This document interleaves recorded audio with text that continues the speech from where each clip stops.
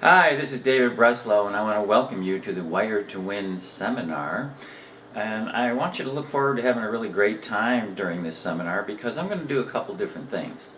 I'm going to divide this basically into two parts. Number one, I want to give you the insights and the reasons why so many golfers are having so much frustration when it comes to this thing called a mental game. And I want to talk a lot about this mental game confusion.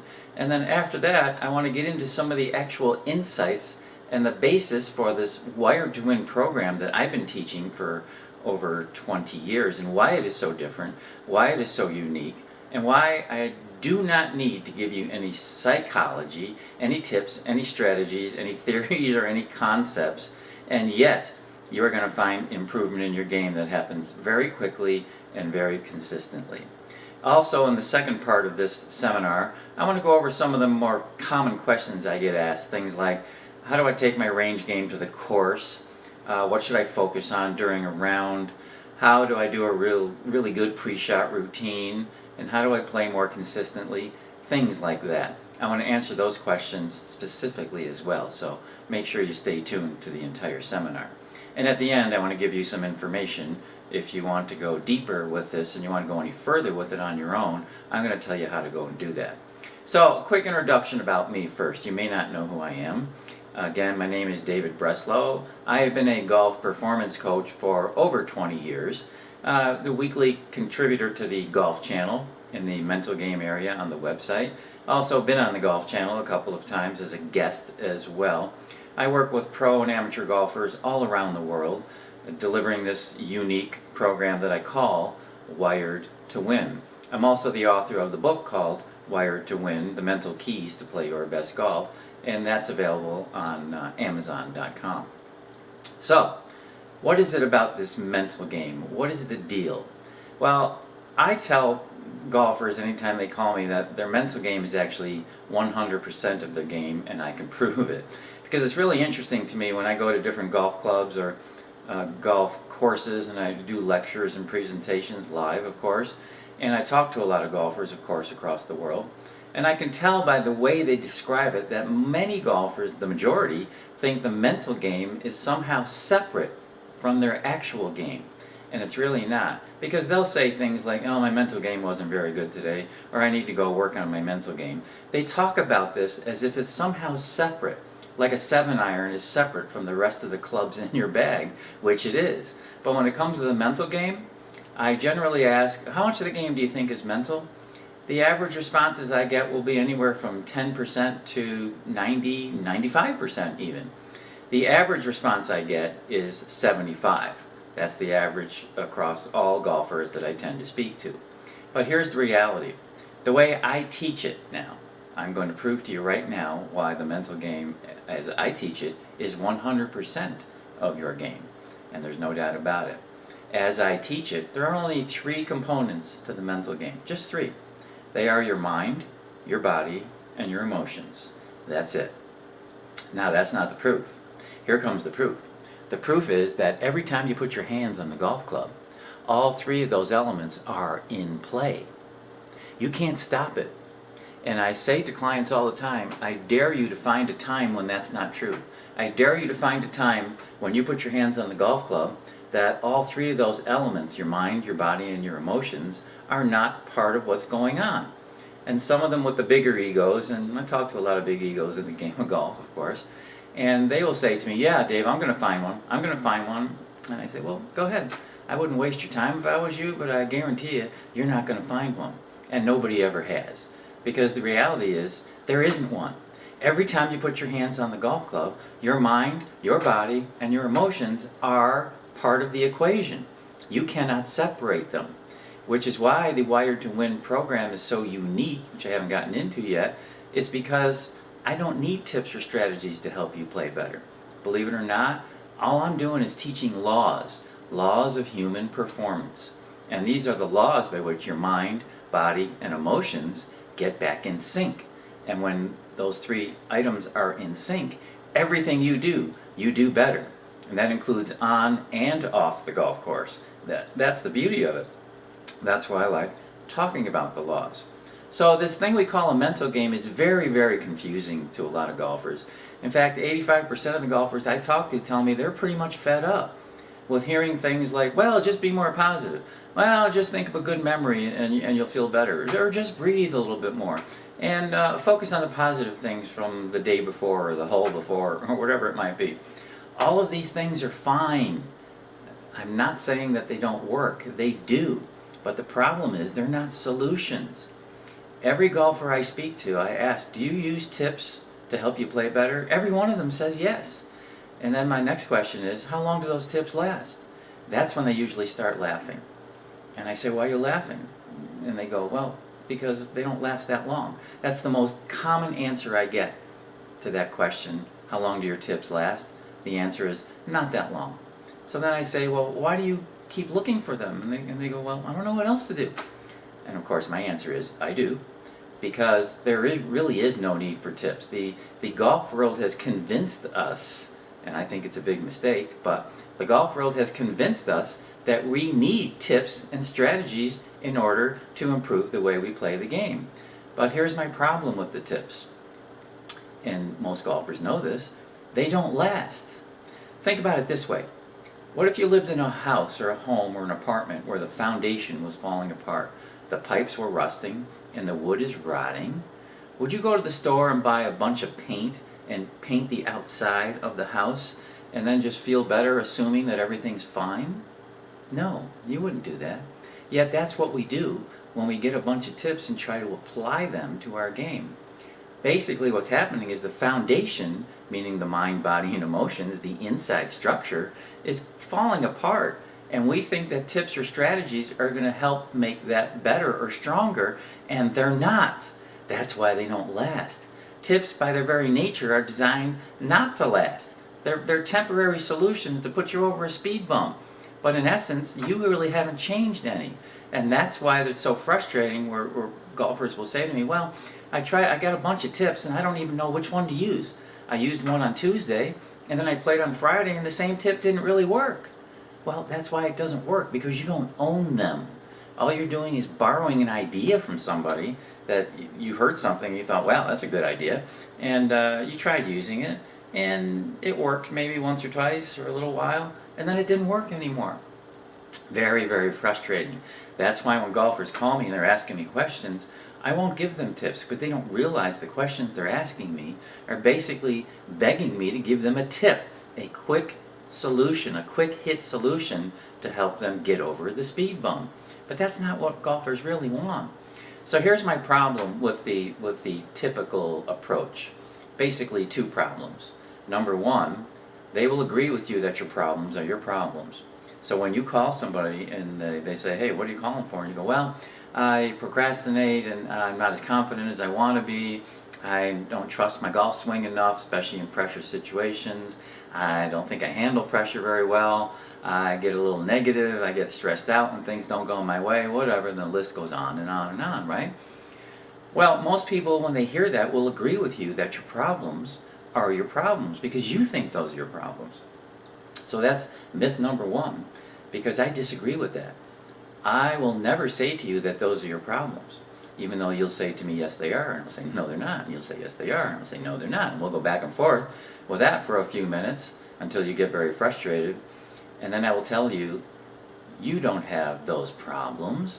Those are just symptoms.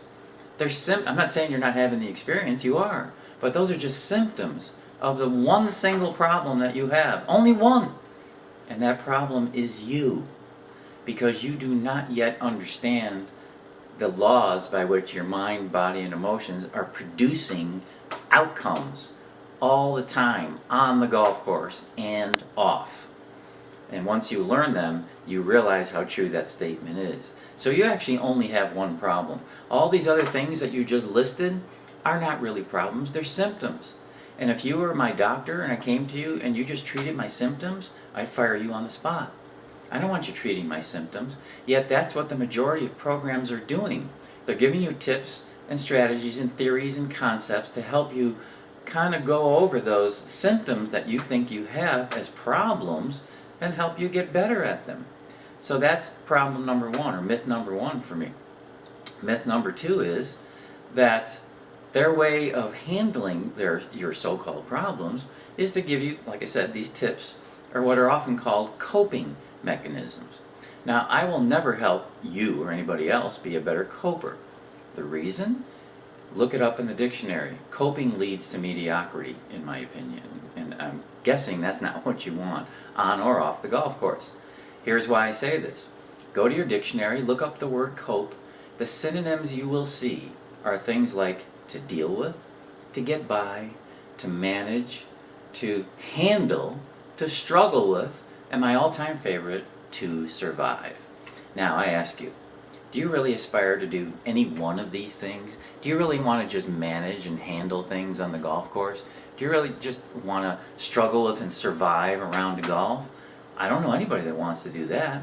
But what we don't realize is when we get a bunch of coping mechanisms, that's what we're doing. Basically, what we're saying to ourselves is something like this. Well, these problems I have are just going to keep showing up. I can't help it. I can't do anything about it. So I better arm myself with a bunch of coping mechanisms to deal with them when they do show up.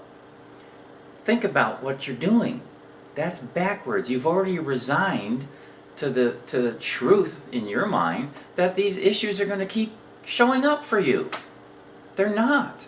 They don't have to, but that's what coping mechanisms do.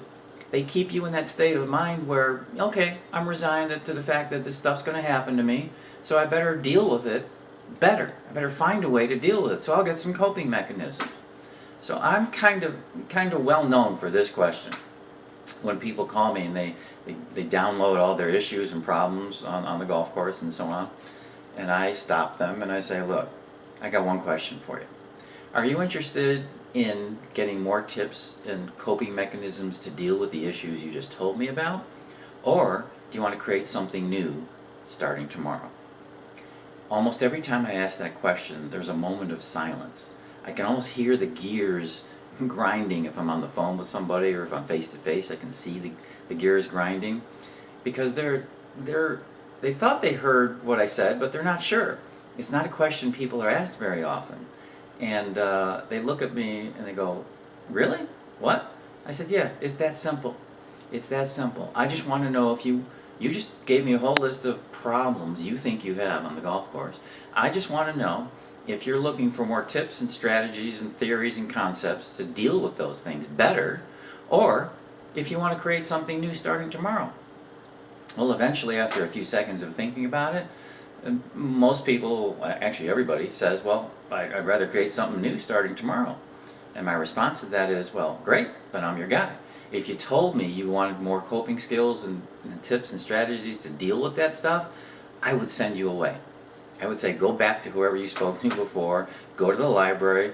There are tons of books that are more than happy to lay out dozens or hundreds of tips for you to think about.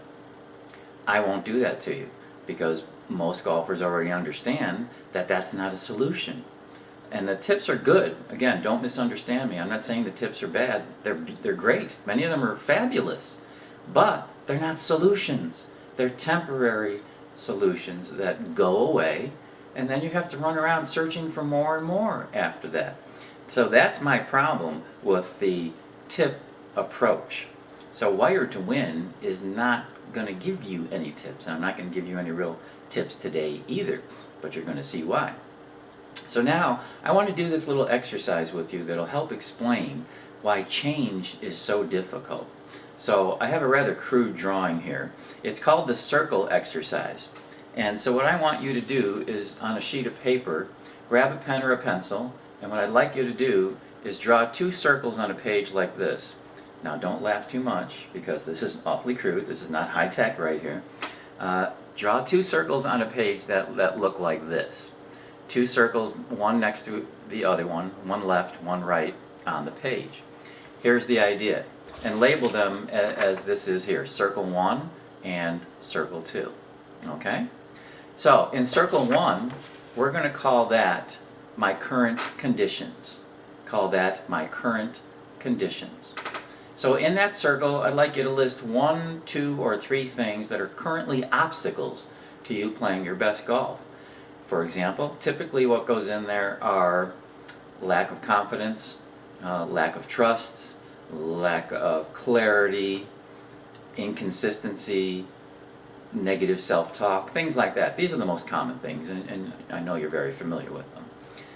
Okay, so give you a few seconds to put something in there. Just need 1, 2, or 3. Whatever comes to the top of your mind is fine. A few more seconds. I feel like I should be playing the music from Jeopardy right now, but I don't have it with me, so I can't play it. And I won't make you listen to me hum it either. That wouldn't be fair to you. Okay, so hopefully you have a couple things in circle 1. Now, in circle 2, that we're going to call that circle my possibilities. What I want. What I want is in circle 2. So in circle 2, list 1, 2, or 3 things that you want and be as specific as you can. It could be just the opposite of what you wrote in circle 1. I want to trust myself in my game more. I want more confidence. I want to be more positive under pressure. I want to handle pressure better. Whatever it is, be as specific as you can. So let's take about 15 seconds or so to put something in circle 2 now. So as you do this, you're going to end up with these 2 circles side by side. Okay?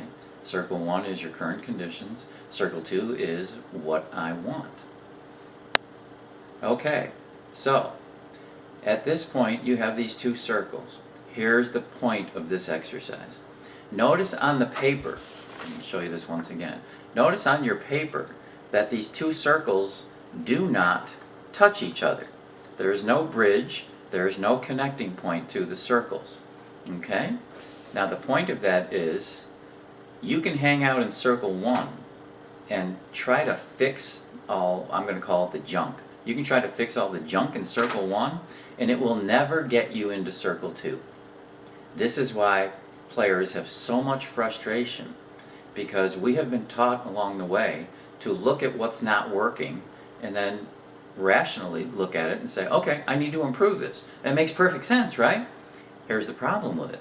As you can see on the diagram, fixing the stuff in circle 1 keeps your attention where? Right here in circle 1. What you want is over here in circle 2. But hanging out over here will never get you over here. There is no connecting point between the 2. These are 2 completely different entities. One has nothing to do with the other. It's what I call a logical error that so many golfers make. And then they get confused and frustrated as to why aren't things getting better for me? That's the reason why. Circle 1 will never get you into circle 2. So here's the issue. You have all your issues in circle 1, okay, the things you think need to be improved, and you're probably right about that, and that's fine. But if you hang out in circle 1, where's your attention? It's in circle 1. Yet where do you want to be? In circle 2. One will never get you into the other. The only thing that winds up happening is when you spend your time in circle 1, all you end up doing is moving a little closer to the edge of circle 1. When you can improve things a little bit, move closer to the edge, but circle 2 is still sitting over here waiting for you to step into it. Circle 2 is where you want to be. Circle 2 is where all of your possibilities are. Circle 2 has no limitations whatsoever. It has no memory, has no history. Here's the problem with circle 1. It's very limited because all you have there is your old mind. All you have there is your experience, your history, your habits, and everything, your beliefs, your thoughts, your fears, your worries, your negativity. All that junk is sitting in circle 1. And that's all the stuff that you have to work with to try to feel the way you want to feel and get better the way you want to get better. Unfortunately, that junk is not good enough because it's only based on your history and your experience. That's all you got in circle 1. Now, Einstein came up with a great quote that fits this perfectly, actually. He said that you cannot solve a problem with the same mind that caused the problem in the first place. Well, guess what's happening? In circle 1, this is your old mind. This is your entire history, everything you know, everything you have experienced, your beliefs, your thoughts, your attitudes, your experiences, your habits, and so on. You're trying to use this mind to get yourself into this freedom place over here, and you can't do it. It doesn't work. It doesn't work. You cannot use the same mind that you used in one place to get you into a whole new place. So guess what? The Wired to Win approach, using the 7 laws, puts you in circle 2 from day 1. That is the entire purpose of it. So when you're applying all your tips and your concepts and your theories and your habits and your concepts and your theories, you're still hanging out in circle 1. You're still hanging out in circle 1. So I ask you to look at the paper. It's a very graphic pictorial representation. Most of the time when I do this, I used to do this teleseminar in an audio format instead of a video, and this was the most common thing that people remembered out of the hour and a half that I was with them. I used to get emails at the end of it. In the subject line it would say, "Help, prisoner of circle 1, help, get me out of circle 1, help, I want to be in circle 2. And I would just sit there at my desk laughing because people got it. You may have heard this kind of thing before, but there's something about visually looking at the circles. When you look at it, you go, oh my God, I have been spending all my time in circle 1, thinking I was doing a good thing for myself, trying to fix, quote unquote, these areas that I thought were issues for me. Again, it's rational, it makes sense, but it's what I call a logical error. It actually doesn't work. And then you see circle 2 sitting over there to the right on your page, and you go, wow, that's where I want to be. That's where the freedom is. That's where I get to play up to my potential more often. There are no limitations there. And I thought I was getting myself there. But when you look at the circles, you see that you're actually not. So that's very, very important. I hope you really get that. Take a look at your paper, or maybe you can replay this seminar again, and take your time, look at it, get the paper out, get your pen or pencil ready, and then look at it visually yourself, and you can see where you've been spending most of your time. So what I've been talking about up till now is really the baseline of how the Wired to Win program was created. And it was created out of this long frustration by so many people, including myself, because I am also a golfer, but I was also a tennis player and a hockey player. And I suffered through these very same frustrations trying to get myself to perform at a higher level. I always knew deep down inside that I could be better than I was, like so many golfers I talk to also feel. Most golfers I talk to feel that they could play better golf than they do right now if they never took another lesson. That would be my question to them. If you never did anything else to improve your game, do you feel you could play better golf than you're playing right now? 90% said yes. That's a real indicator. That tells me that innately people know they're getting in their own way. They just don't know how. So this thing we call a mental game, I'd really like you to start seeing the ramifications of that. As I proved to you earlier, it is 100% of your game. Your mind, your body, there's the physical part is in there, that's your body, and your emotions are constantly working together. You cannot separate them. It's impossible. So there are laws by which the mind, body, and emotions function together to produce outcomes. So now let's go to the second half of this seminar, and let me get more specific about laws. You've heard me mention the word a few times. Now here's what I mean by a law. A law is something that is true for everyone, everywhere, at all times. Everyone, everywhere, at all times. Now, there's no gray area in there, is there? Not at all. There's no yeah, but. You can't say, yeah, well, it kind of happens here, but not over there. No, it's a law. It's everywhere. So they operate the same for me as they do for you. They operate the same for your favorite PGA player, male or female, as they do for you. That's the beauty of the laws. They don't really care about anything. All they do is produce outcomes. They're very neutral. It doesn't matter what your age, your gender, your personality type, your skill level, believe it or not, very, very neutral. This is why I have no need for tips or strategies or personality tests and things like that, because the laws don't require them. The laws are functioning for a type A the same they are for a type Z, for a 90-year-old or a 9-year-old, for a junior golfer or a seasoned pro. It doesn't matter. So here's what I mean by a law.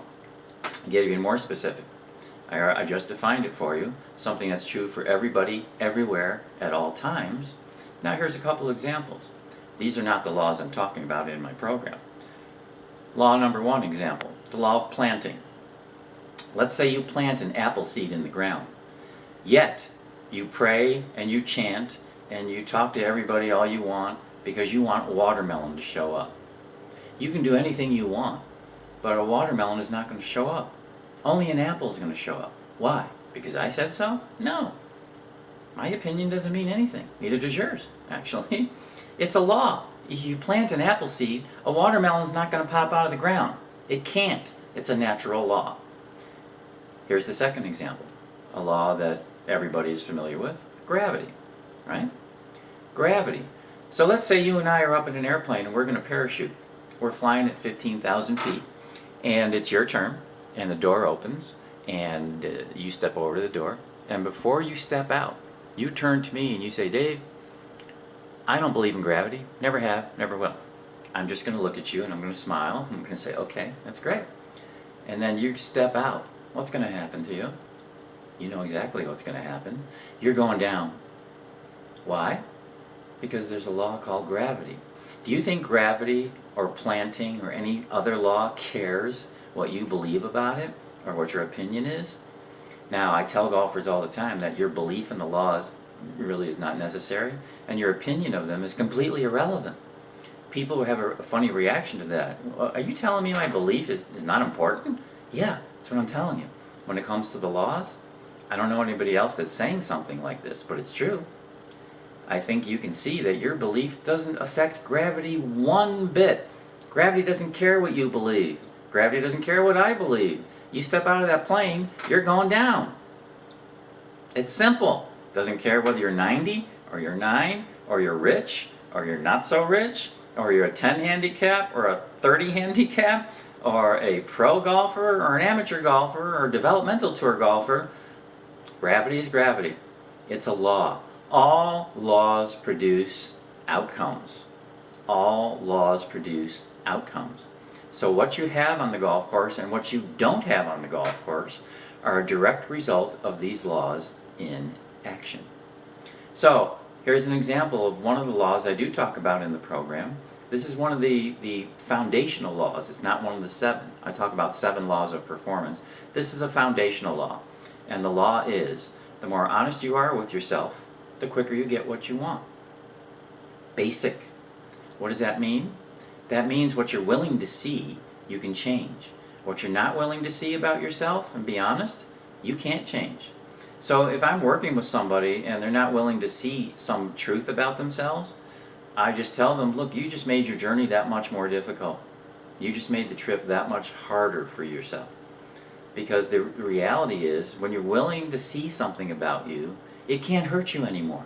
Put it out in the sunlight. It won't bother you anymore. But when you lie about it, or you hold on to it, or you're not willing to admit that you do it, you're not willing to admit, for example, that you shouldn't play from the back tees because your game isn't good enough right now, that you should play on some other tees. If you're not willing to admit that, then you're going to end up suffering.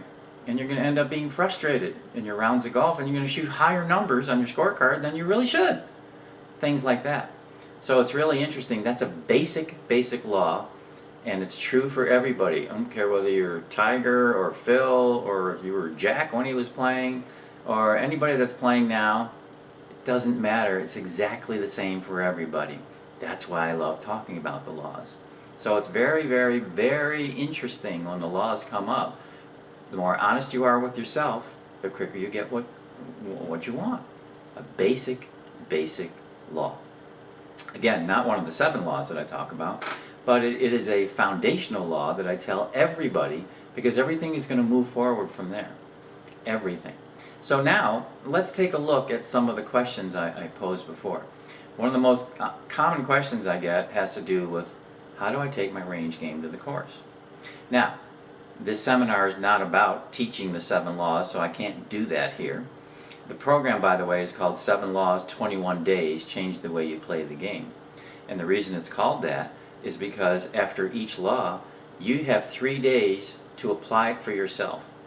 You see that the law is true, and then you start using the law more consciously to make different choices. I'm out of the equation. This is why players get better so fast. It's because they own it. After those 3 days, you're not talking to me.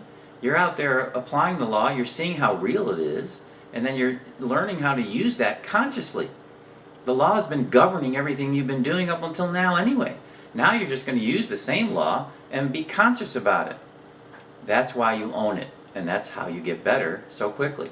As opposed to me dumping a whole bunch of stuff on you and just saying, hey, okay, go, and make it work. That's what a lot of approaches do. It doesn't work that way. 7 laws, 3 days in between, 21 days, change the way you play the game. So, back to the range question. So many golfers will say to me, geez, I seem to hit the ball so well at the range, and then I go to the first tee and I don't know what happens. Well, it's interesting. There's only one thing that could have happened, because you're the same golfer. You haven't changed. You didn't lose a leg, you didn't lose an arm. Nothing happened to you. The only thing that happened was a change in thought. So my response to this question is, take a look at what you were focusing on at the practice range. What was it?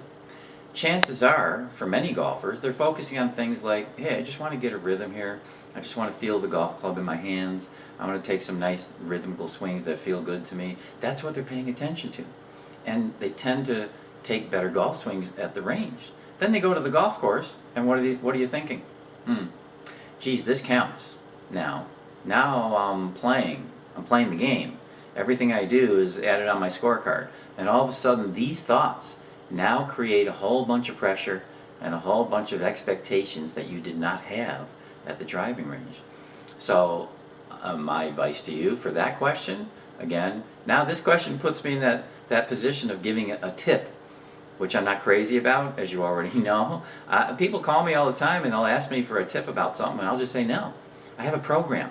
You either take the program or you don't, because I already know that giving you tips isn't going to get you what you want. But a lot of golfers aren't really aware of that, but they don't realize that's what they're asking. But I'm going to give a couple in this scenario here in this seminar. So for the range, bring your range game to the course. It's simple. Just sit down and think about what you focus on at the range, and then be willing to take that to the golf course. Now that's a challenge for some golfers.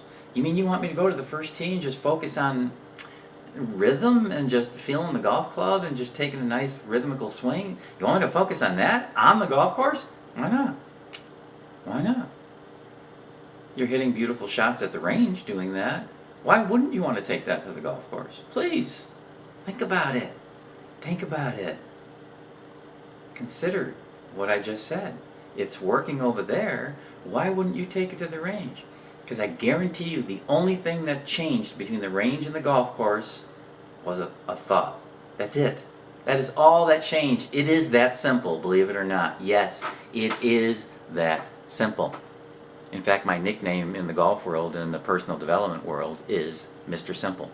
And I'm called Mr. Simple for a reason, because I see things very, very simply. I do. And you're a lot closer to where you want to be than you may imagine. The world is cluttering you up with a whole bunch of theories and concepts and tips and, think about this, and all the psychology. Who needs it? I don't teach anybody psychology. It's not important. I teach people mind-body realities. That's it. And the mind-body reality is that everything you do in your golf game and in your world is governed by law. And the beauty of the laws is they're predictable, they're precise, they're undeniable, and they're provable. Just like planting and gravity that I spoke about a few minutes ago. Provable. So nobody ever has to believe a thing I say. Every law is provable. How long did you have to think about gravity to see if it applies to you? 0. Which is why people get faster so much, or get better so much faster with Wired to Win. There's no learning curve. In most models, you get information and then you have to process it, and you decide what you like and what you don't like, and you get to believe things about it, or you have an opinion about it. Well, guess what? When it comes to the laws, that's out of the equation. I already showed you that your belief is not required, and your opinion completely irrelevant. The laws don't care what you think about them. You don't have to consider anything. They're as easy to understand as gravity. There is no learning curve. You hear the law, you get it, it's proved to you, you go out and you apply it for 3 days, boom, you own it. and everything about you starts to change. You think differently, you feel differently, and you do things differently. Result, better golf. It's really astounding. It really is. So, if you want to bring your range game to the course, let me go back to that. Take a look, sit down, write on a piece of paper, what is it I focus on while I'm at the range? And that works, take it to the golf course. It's that simple. Try it. What do you have to lose? What do you have to lose? Now, about this pre-shot routine, questions about should I have swing thoughts and things like that, I get that a lot. Let me talk about the pre-shot routine, and I do talk about this in the program. I'm going to give you some of this right now in the seminar. The pre-shot routine, again, I watch a lot of golfers, and their pre-shot routine is, I'll say, almost non-existent, or one phase just kind of blends into the other one. Next thing you know, they're standing over the ball. It's too quick, too quick. Here's what I advise folks to do, my clients. Divide your pre-shot routine into two sections, phase 1 and phase 2. Phase 1 is when you're doing all your thinking, all your planning, all your scanning. You're looking around, you're checking the conditions, you're checking the lie, you're deciding how far you need to hit the ball, you're deciding where you want it to land. All of your thought processes are in phase 1. That's when you're doing all of your thinking, getting all that information, gathering everything you need to make a good decision. Phase 1 ends when you put your hand on the golf club. Let's say you chew your 150 out and you choose 7-iron. When you put your hand on the golf club in the bag, phase 1 is over. You've done everything you need to do to come to the decision, 7-iron is going to get me what I want. That's it. That's the bridge. Each phase has a bridge. Phase 2 is now getting ready to address. So between phase 1 and phase 2, you're going to handle things mentally, physically, and emotionally. I made a mistake before, I'm sorry. I said there's 2 phases. There's 3. Phase 1 is your planning, scanning around and planning. Phase 2 is getting yourself set mentally, physically, and emotionally. It sounds like a lot as I'm describing it, but when you actually do it, you're doing a lot of these things simultaneously, so it really doesn't take very long. Mentally, you're thinking the thoughts you want to start thinking now. You're starting to put more positive thoughts into your mind about what you want to have happen. Here's where you do your imagery as well. Imagery is a mind thing. Here's where you're standing behind the ball and you're looking out over the fairway or over the target, and you're imagining the kind of shot, the exact kind of shot you want to see happen. That's in phase 2. Then you're doing something emotionally. What are the feelings you want to generate? Depending on whatever happened before that, if you had a negative experience or a positive experience, you want to rewind to feeling the way you want to feel. You want to feel good? Think the thoughts that you like, because thoughts create emotions. You're going to learn that in the program if you join in. Thoughts happen before emotions do. You can't have an emotion without first having a thought. It's impossible. Because I say so? No, that's the way all human beings are made. It's the way all human beings are made. So, generate the feelings that you want to have. Talk to yourself. Yeah, that's the kind of shot I want to hit. Yeah, that's the ball I want to see. That's the flight of the ball I want to see. Yeah, I want to do what I did on the last shot before this. Yes, I want to keep that momentum going. Whatever it is. Whatever it is. And then the third aspect is physical. Here's where you get to take a practice swing. I see a lot of players wasting their practice swing. What's the purpose of a practice swing? It's to generate the feeling that you want. So you take a practice swing. Wait for that feeling that you want to show up. If you take the first one, oh, that's too fast. That's too fast. That's not the feeling I want. Take a second one. Then when it's the kind of swing that you're comfortable with, you're talking to yourself again. Yeah, that's the swing I want. Yes, that's the feeling I want. So you can see these things are kind of combined mentally, physically, and emotionally. And so it really doesn't take that long to do. Now, there's another bridge into phase 3, which is address position. When you're done with phase 2, you're still behind the ball. That's when you just stop for a moment, you look out over what's in front of you, and you say to yourself, I'm completely committed to this golf shot. You just stand tall, and you say to yourself, I'm completely committed to this golf shot. Do not move a muscle until you're done with that phrase. It's amazing what happens to a golfer When they stop for a minute, say that phrase, then move into address position. You watch a completely different golfer move from behind the ball, or behind the where they were, into address position. There's something about stopping and making that commitment to yourself. I'm completely committed to this golf shot. Say it. You don't have to say it out loud. Say it in here. And then move into address position. And do what you usually do in address position. Here's what I want to say to you. If you find yourself in address position still thinking, which a lot of golfers do, that means you haven't completed phase 1 yet.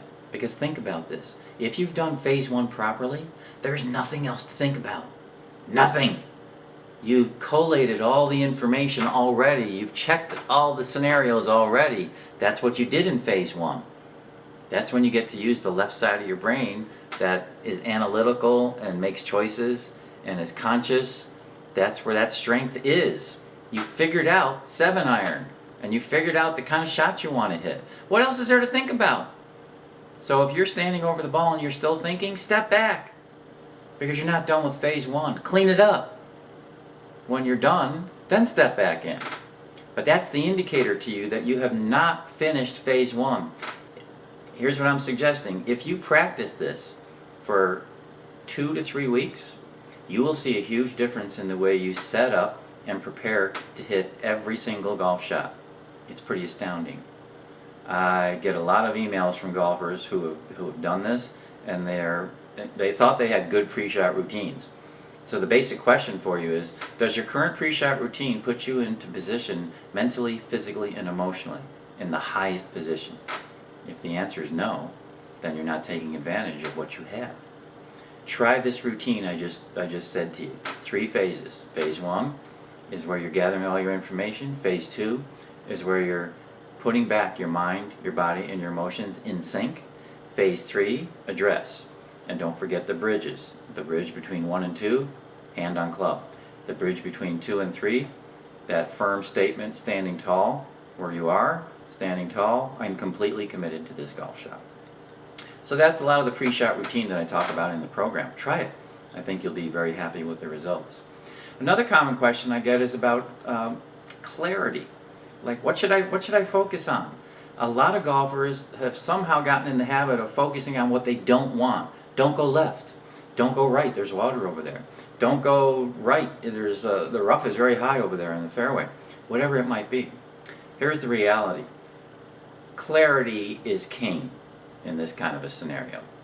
Think of your body just like a telephone wire. Maybe there's too many people on the line trying to get through, so the connection is very bad. You don't get the clear connection you want. Your body is exactly the same way. If you have too much junk in the system, you are ruining the system from communicating clearly with itself. Your mind, your body, and emotions actually communicate with each other, believe it or not.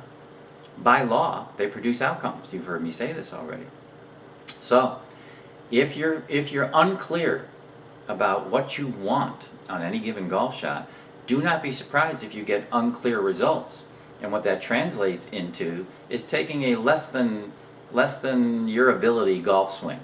Okay, you're going to hesitate, you're going to swing too fast, you're going to swing too slow, because you're not clear about what you want.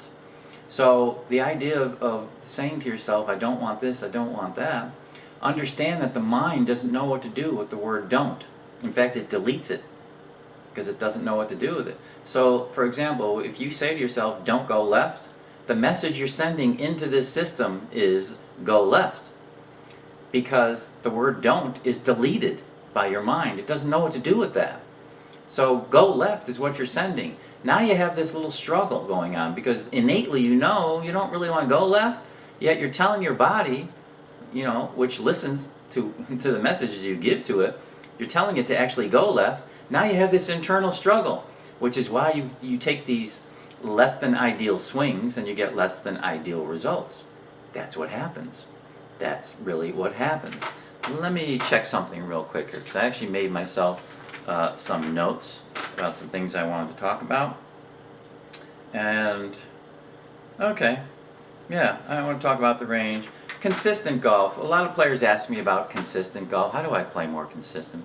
I don't know any golfer who who doesn't want to play more consistent golf from day to day or week to week, however often you play. And what I like to say about consistency, of course, without getting into the 7 laws, which is not what this is all about, and I can't do that here, consistency comes from consistent thinking and consistent feeling. And I say that because of the way the human body functions. Thoughts create feelings. Feelings create actions. And then there's an outcome. That's actually the sequence. I just gave you the sequence about how you produce outcomes.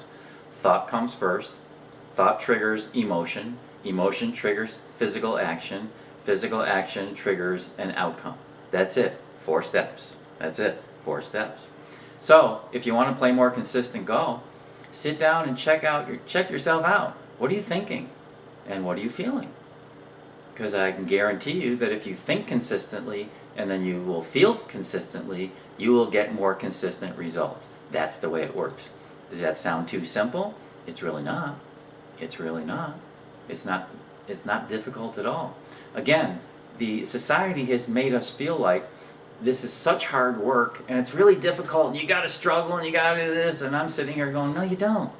No you don't. So this wired to win approach is unlike any other that I have seen. I'm not saying I'm the only one doing this in the world. I can't be. But I have studied other programs for 15 to 20 years, and most, if not all, the programs are still tip-oriented and strategy-oriented. That's what they give people. And that's what most people expect, because they think that's the way it's supposed to be. And then I come along and I tell people, well, I'm not going to give you a single tip or strategy. What's the point? And they look at me and go, well, how is that possible? I will give talks to the golf community, and I will ask the question, what's the most common problem of anybody in the room? Somebody will raise their hand and go, oh, confidence. Okay, pretty common. And then I will say to the person, do you realize if we work together that I will have 10 conversations with you and you will probably never hear me talk about confidence? And they look at me and go, what am I paying you for? I just told you that's my problem. Here's the beauty of the laws, and I didn't set out for this to happen, it just happened, that all of the issues you think you have tend to disappear by your new understanding and awareness of the laws without me having to even talk about them. So I actually have people make a list of what they feel they want to improve or what their problems or issues are. I just say make a list and then show it to me. And I'm going to tell you that I won't talk about any of them. And they look at me, okay, that sounds crazy. And then by session 3, law 3 of the 10, I have 10 sessions with you. And by law 3, I asked them to pull out the paper again. 75% of the things they wrote down are no longer issues. Not because I'm a genius, it's a testament to the laws. Because what the laws do is put your mind, body, and emotions back in sync by your awareness of them and conscious use of them now. That's the difference. It's really pretty astounding to me what happens. So here's what you can do if you choose to. There are 3 ways that you can take this further if you want. The Wired to Win program is available in 3 ways. 1, personal coaching. Obviously that's more expensive, but it's one-on-one coaching wherever you are, via Skype, telephone, doesn't really matter. Or if you happen to be in the same area as me, we can do it face-to-face. That's where you get the most. 10 sessions, plus you get 3 additional sessions anytime you want for follow-up at any point in time that you want to use them. That's up to you. Plus, you also get the Wired to Win full program online, the audio, which is what most people have been buying up until now. So you get all of that for the personal coaching. Then I also have group coaching, which is usually 2/3 less than the private coaching. And it's still live though. I'm still working with you live, and there's interaction. And we do this on Skype, or we do this on a group call, or however we do it. It's live. I'm talking to you, you're talking to me. With this you get 1 extra session, because it's far less expensive than the private coaching, and you also get the Wired to Win online audio program, which is an audio recording of basically what I'm teaching everybody, but in audio format, and that you get to keep forever. You have access to 24/7, 365 days a year as a reminder and to elongate the learning. And you also have that in the private coaching. Then the third way is the online audio program. It's the least expensive, of course, and you can get that immediately on the website. The only difference with that really is there's no live interaction, and you can't talk to me and I can't talk back to you. You purchase the program in an audio format. You get something every 3 days in your inbox. There's 8 audios. You get bonus gifts and so on and so forth. And there's 8 audios, and every 3 days you get a new law in your inbox, and that's it. And that's the most economical way to go. So I don't know where you're at as a golfer or what your interest may be, but if you want to go to www.mentalgolfcoaching.com, you'll see everything there. So I hope you enjoyed this seminar. It was my pleasure being with you. I hope you got something out of it, something that you can use right away. Some insight at the beginning to help kind of wake you up a little bit and see the mental game as something different than you might now. And then a couple of things, an understanding of that basic law I talked about, the law of honesty, and understanding a pre-shot routine, how to get your range game to the course, and how to be clear now over any golf shot, what to focus on. Let me just add one little thing to the clarity and what to focus on. Golfers often ask me, well, what should I focus on the course, Dave?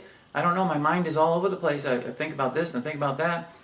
When you're playing, focus on what you have 100% control over at all times. I go into this more deeply in the program, but for the moment, focus on what you have 100% control over. Because here's what's going to happen. When you do, you're going to be calm, you're going to be confident, and you're going to be centered and rhythmical. When you focus on things you don't have control of, do not ever be surprised when you start getting nervous, when your body tightens up, you're starting to feel stress, and you're being inconsistent in your play.